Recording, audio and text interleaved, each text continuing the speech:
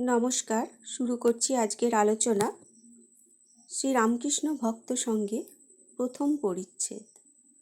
শ্রীরামকৃষ্ণের বলরাম মন্দিরে ভক্ত সঙ্গে প্রেমানন্দে নৃত্য। শ্রী শ্রী রামকৃষ্ণ কথামৃত থেকে আজকের আলোচনা। রাত্রি তখন 8টা কি 9টা হবে। সেদিন ছিল দোলযাত্রা। রাম, মনমোহন, রাখাল, নিত্যগোপাল প্রভৃতি ভক্তগণ ঠাকুরকে ঘেরিয়া রহিয়াছেন। সকলেই হরিনাম সংকীর্তন করিতে করিতে মত্ত হইয়াছেন। কয়েকটি ভক্তের ভাবাবস্থা হইয়াছে। নিত্যগোপালের ভাবাবস্থায় বক্ষস্থল রক্তিম বর্ণ হইয়াছে। সকলে উপবেশন করিলে মাস্টার ঠাকুরকে প্রণাম করিলেন। দেখিলেন রাখাল শুইয়া আছেন, ভাবাবিষ্ট ও বাহ্যজ্ঞান শূন্য। ঠাকুর তাঁহার বুকে হাত দিয়া শান্ত হও, শান্ত হও বলিতেছেন।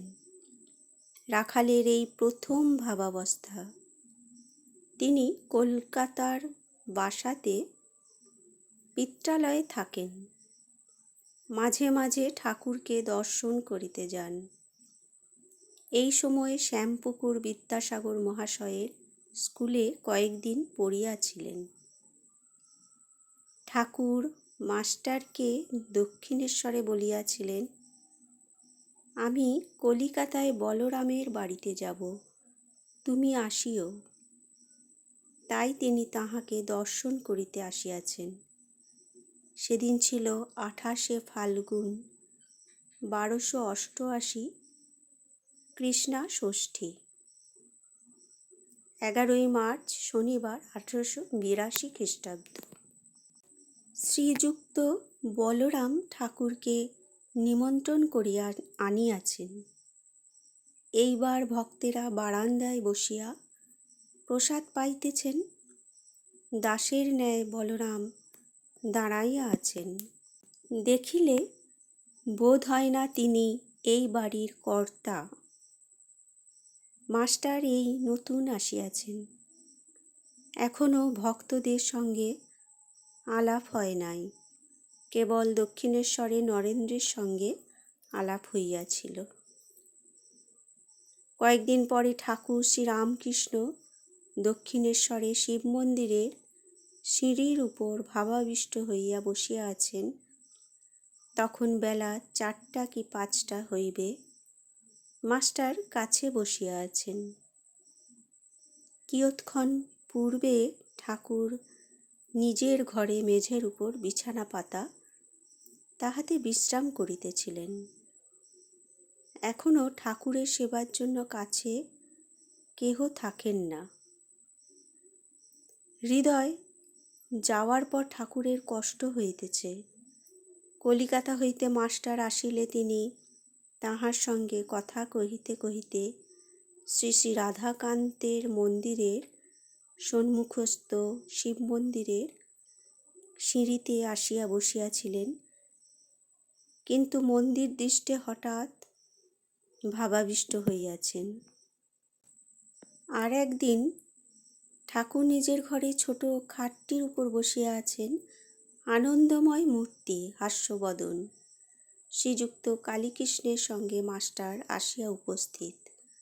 কালীকৃষ্ণ জানিতেন না তাহাকে তাহার বন্ধু কোথায় লইয়া আসিতেছেন। বন্ধু বলিয়াছিলেন, সুরীর দোকানে যাবে তো আমার সঙ্গে এসো, সেখানে এক জালা মদ আছে। মাস্টার আসিয়া বন্ধুকে যাহা বলিয়াছিলেন প্রণামান্তর ঠাকুরকে সমস্ত নিবেদন করিলেন। ঠাকুরও হাসিতে লাগিলেন। ঠাকুর বলিলেন, ভজনানন্দ ব্রহ্মানন্দ, এই আনন্দই সুরা, প্রেমের সুরা। মানব জীবনের উদ্দেশ্যে ঈশ্বরে প্রেম, ঈশ্বরকে ভালোবাসা, ভক্তি সার। জ্ঞান বিচার করে ঈশ্বরকে জানা বড়ই কঠিন। এই বলিয়া ঠাকুর গান গাহিতে লাগিলেন। ঠাকুর আবার বলিতেছেন, ঈশ্বরকে ভালোবাসা এইটি জীবনের উদ্দেশ্য। যেমন বৃন্দাবনে গোপ গোপীরা রাখাল শ্রীকৃষ্ণকে ভালোবাসত। যখন শ্রীকৃষ্ণ মথুরায় গেলেন, রাখালেরা তাঁর বিরহে কেঁদে কেঁদে বেড়াত। এই বলিয়া ঠাকুর ঊর্ধ্বদৃষ্টি হইয়া গান গাহিতেছেন। ঠাকুরের প্রেমমাখা গান শুনিয়া মাস্টারের চক্ষুতে জল আসিয়াছে।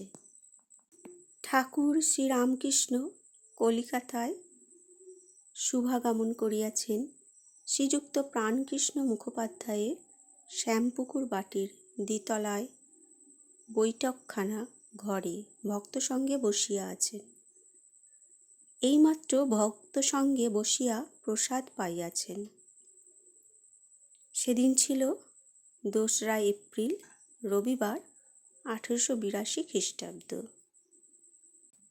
ঠাকুরের ইচ্ছা ছিল এ বাড়িতে বিশ্রামের পর কাপ্তেনের বাড়ি হইয়া তাহাকে দর্শন করিয়া কমলকুটির নামক বাড়িতে শ্রীযুক্ত কেশব সেনকে দর্শন করিতে যাইবেন। প্রাণকৃষ্ণের বৈঠকখানায় বসিয়া আছেন রাম, মনমোহন, কেদার, সুরেন্দ্রের ভ্রাতা রাখাল, বলরাম মাস্টার প্রভৃতি ভক্তেরা উপস্থিত।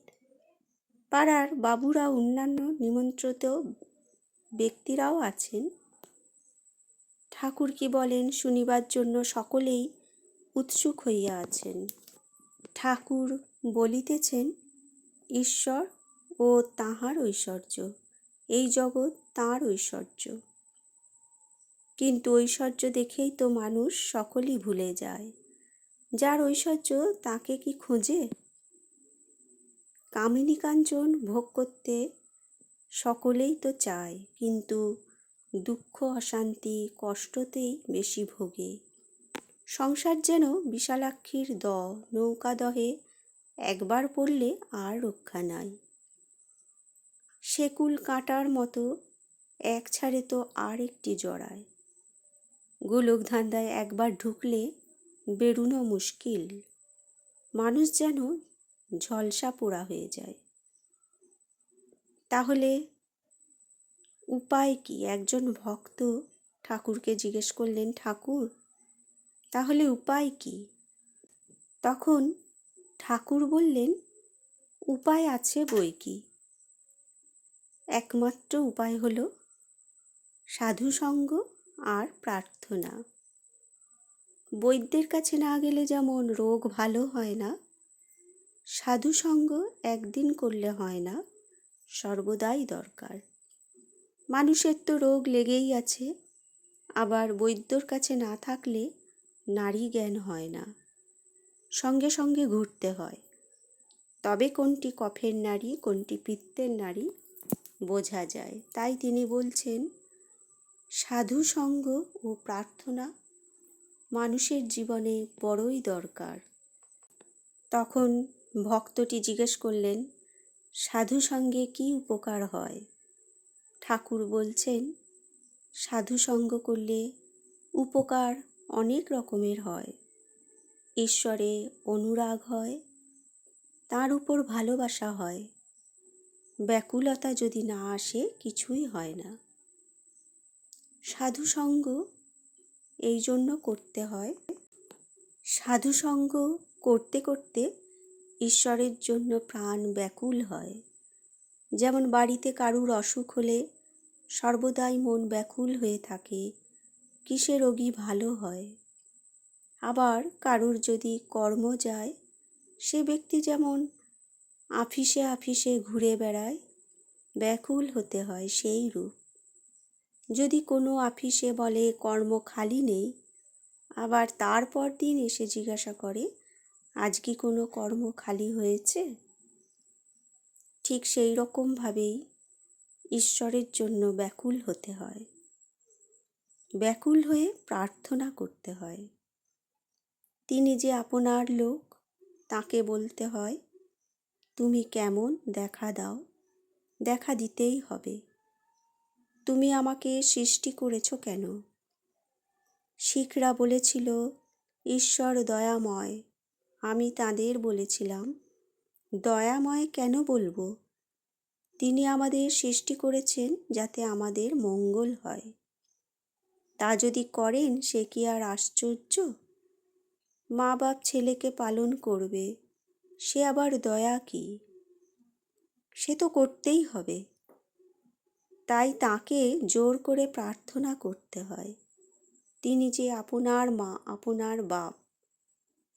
ছেলে যদি খাওয়া ত্যাগ করে, বাপ মা 3 বৎসর আগেই হিস্যা ফেলে দেয়। আবার যখন ছেলে পয়সা চায় আর পুনঃ পুনঃ বলে, মা তোর 2টি পায়ে পড়ি, আমাকে 2টি পয়সা দে, তখন মা বেজার হয়ে তার ব্যাকুলতা দেখে পয়সা ফেলে দেয়। সাধুসঙ্গ করলে আর একটি উপকার হয়, সৎ সৎ বিচার হয়। সৎ নিত্য পদার্থ অর্থাৎ ঈশ্বর, অসৎ অর্থাৎ অনিত্য। অসৎ পথে মন গেলেই বিচার করতে হয়। হাতি পরের কলাগাছ থেকে সুর বাড়ালে সেই সময় মাহুত ডাঙস মারে। বন্ধুরা, কথামৃত থেকে আজকের আলোচনা এ পর্যন্তই। পরবর্তী আবার কিছু আলোচনা তুলে ধরা হবে। ধন্যবাদ।